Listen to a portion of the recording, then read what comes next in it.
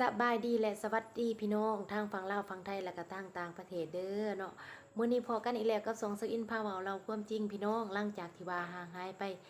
ประมาณทิศป้ายพี่น้องเอ้ยเนาะที่ว่าสอินบ่ได้ลงคลิปก็คิดฮอดคิดถึงพี่น้องทางฝั่งไทยฝั่งลาวคือเก่าเนาะพี่น้องเนาะแต่ว่าจังได๋ก็ขอให้พี่น้องเป็นกำลังใจให้สอินเด้อเนาะอันมีอยู่สองปัญหาพี่น้องปัญหาหลักๆก็คือโทรศัพท์เต็มนี่แหละเว้าตรงๆเลยพี่น้องเอ้ยเนาะ เพราะว่าสิอินอัดไปประมาณ2-3 นาทีมันก็ตัดแล้วพี่น้องพยายามไปลบอยู่แต่มันก็ยังบ่สามารถที่เขาเอิ้นว่าอัดได้หลายๆนาทีได้พี่น้องคันสิเว้าก็ว่ามันเกินลิมิตแล้วนะพี่น้องความเต็มมาเนาะมันบ่มีบอนวางแล้วพี่น้องมันเต็มแฮงแล้วเนาะเพราะว่าความจำมันก็สิอันนั้นแหน่โทรศัพท์มันก็รุ่นเก่าแน่พี่น้องแต่ก็บ่เป็นหยังพี่น้องเอ้ยเนาะวันนี้ก็มีเรื่องมาเล่าคือเก่าพี่น้องวันนี้มีเรื่องสิมาเล่าสู่พี่น้องฟังเนาะ เดือนนี้เนาะเดือนที่3นี่แหละพี่น้องเป็นเดือนที่ว่าสอินรอคอยมาเนาะใส่เวลาประมาณบ่แม่นประมาณเลยพี่น้อง2 ปีเต็มๆเลยพี่น้องเนาะใส่เวลาอยู่2 ปีเต็มๆก็คือตั้งแต่อาทิตย์ก่อนพุ่นเลยพี่น้องสอินมาออกมาอัดคลิปแล้วแต่ว่ามันอัดได้บ่โอเคนะพี่น้องมันได้2-3 นาทีมันก็ตัดไปสอินก็บ่ได้ลงเลยเนาะแต่วันศุกร์พุ่นแหละสอินคิดว่าสิลงเพราะว่ามื้อวันศุกร์หันเป็นมื้อที่ว่า อย่างว่ามันเป็นมือฮอดนัดหมายมือเป็นมือที่ว่ามีความภาคภูมิใจสำหรับซื้ออินเลยแหละพี่น้องเอ้ยเป็นความฝันเล็กๆน้อยๆสำหรับคนอื่นอาจจะเป็นเล็กๆน้อยๆพี่น้องแต่ว่าสำหรับซื้ออินพร้อมครอบครัวแล้วป๊าบมันคือของขวัญชิ้นใหญ่ที่สุดเลยในชีวิตของซื้ออินกับแม่นเนาะพี่น้องเนาะใช้คำว่าชิ้นใหญ่แหละกับแม่นเนาะเพราะว่าชิ้นใหญ่อันที่หนึ่งอีหลีแล้วก็คือ สิอินได้รอคอยหรือว่าได้สร้างมัน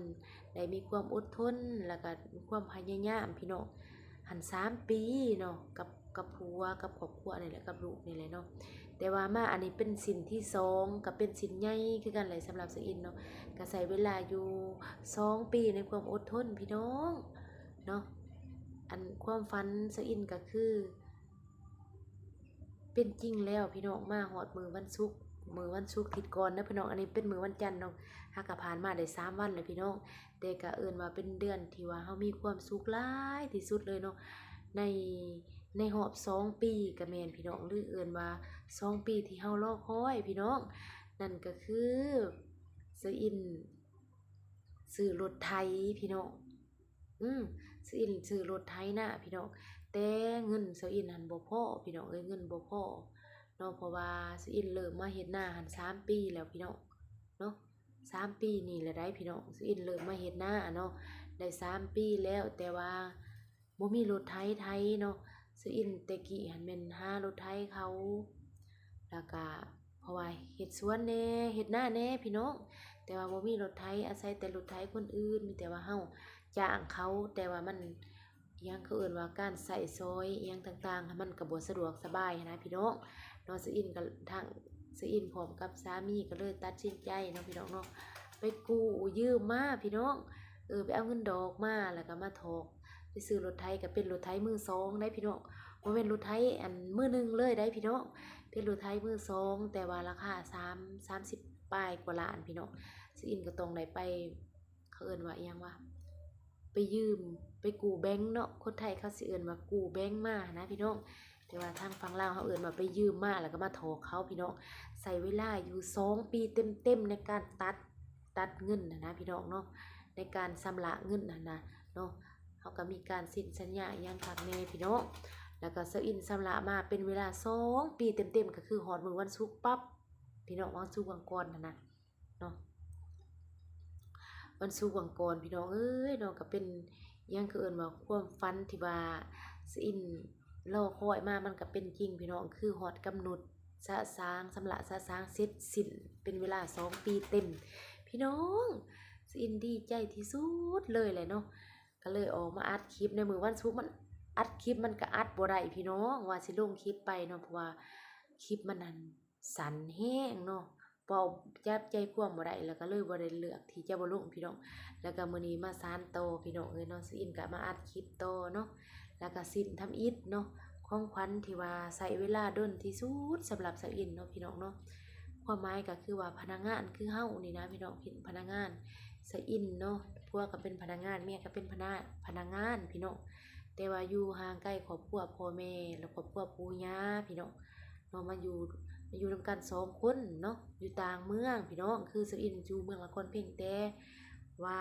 บ่มีไร่นาหัวสวนบ่มีรถเลาะพี่น้องผู้มื้อนี้สะอินก็ยังใส่รถจักรคันเดียวกับผัวอยู่พี่น้องเอ้ยแต่ว่าผัวไปเวียกไปงานก็แม่นสะอินจะบ่ได้ใส่เลยเนาะมีรถจักรคันห่างคันนั้นแป้งก็ใส่บ่ได้พี่น้องวันนี้การเฮ็ดไร่ไสนาสะอินก็ต้องยุ่งยากลำบากพี่น้องเอ้ยเนาะเฮ็ดนาก็ยากเฮ็ดไร่ก็ยากเฮ็ดสวนมันนะพี่น้องเพราะว่าเฮาบ่มีรถไถเนาะสะอินก็เลยมาตัดสินใจร่วมกันกับผัวว่าเฮาไปเฮ็ดแบบนี้บ่ไปกู้ยืมมาแล้วไปเอารถมาบ่30ป้ายนี่บ่แม่นได้รถมือหนึ่งได้พี่น้องสะอินอยากบอกว่ามันได้รถมือสองมือสองเก่าๆแหละพี่น้อง กะยามันพอแต่มันบ่โซเนาะพี่น้องเนาะแล้วก็ขนาดมือ2เฮาก็ยังใช้เวลาอยู่โดดปานนี้พี่น้องเอ้ยเนาะแล้วก็ดีใจที่สุดสิได้นั่นเนาะแล้วสิอินสิมาบอกพี่น้องเนาะสิอินสิมาบอกว่าอ่าพี่น้องเอ้ยเนาะมือสิอินน่ะมือสิอินไปซื้อรถหั้นนะพี่น้องเนาะสิอินไปเอารถมาสิอินไปดาวมาเนาะรถหั้นรถดาวมาได้พี่น้องรถมือ2แล้วเพิ่นเอามาขายสิอินไปดาวมาอันยังว่าเลขรถหั้นนะพี่น้องเลขรถหั้นนะเพิ่นจดใส่มันมีเลขขออนุญาตนำเด้อเนาะอันนี้บ่ได้สู้อันเนาะแต่มันพี่น้องลองคิดเบิ่งป๊าโธ่บ่น่าเชื่อนะพี่น้องเนาะเลขรถหั้นนะพี่น้องท้าย67กับ87พี่น้องให้พี่น้องลองคิดเบิ่งสิอินเสียงดวงมามื้อนั้นมันบ่ออกพี่น้องเอ้ยเนาะ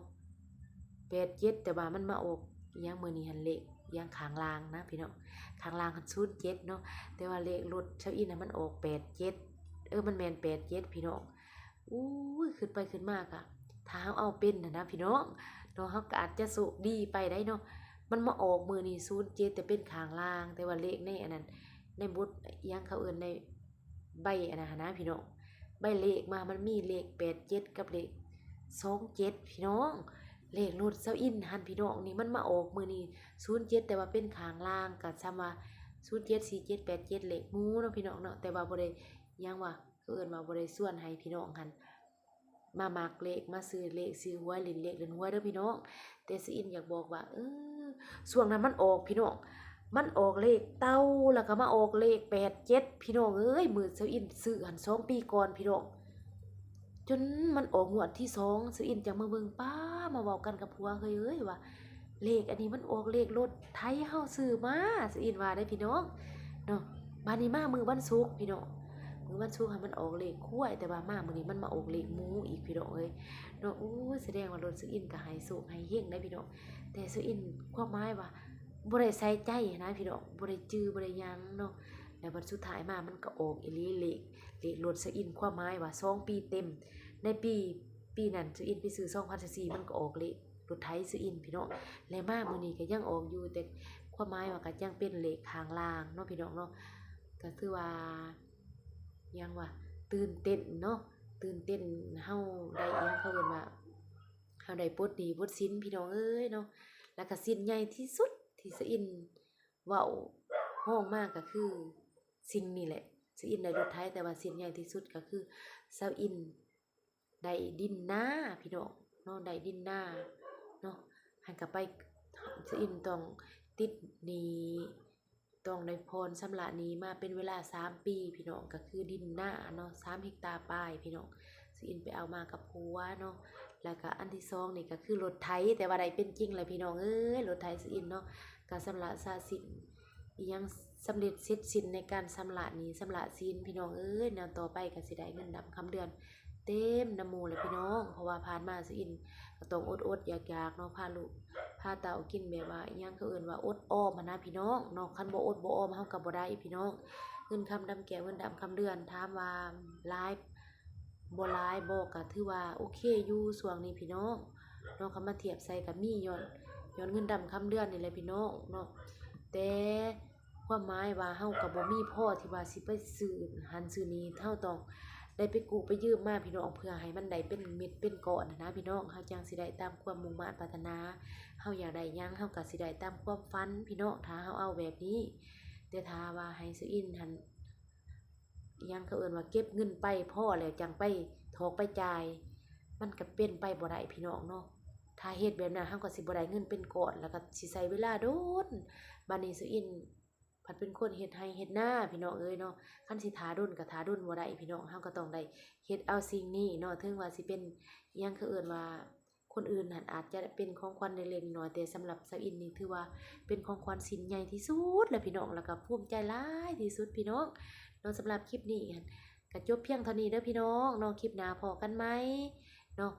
ถือว่าคลิปนี้ก็หลายแรงแล้วพี่น้องแต่ว่ามันก็บ่ทันได้ตัดเนาะคลิปหน้าพอกันไหมพี่น้องคลิปนี้บ๊ายบาย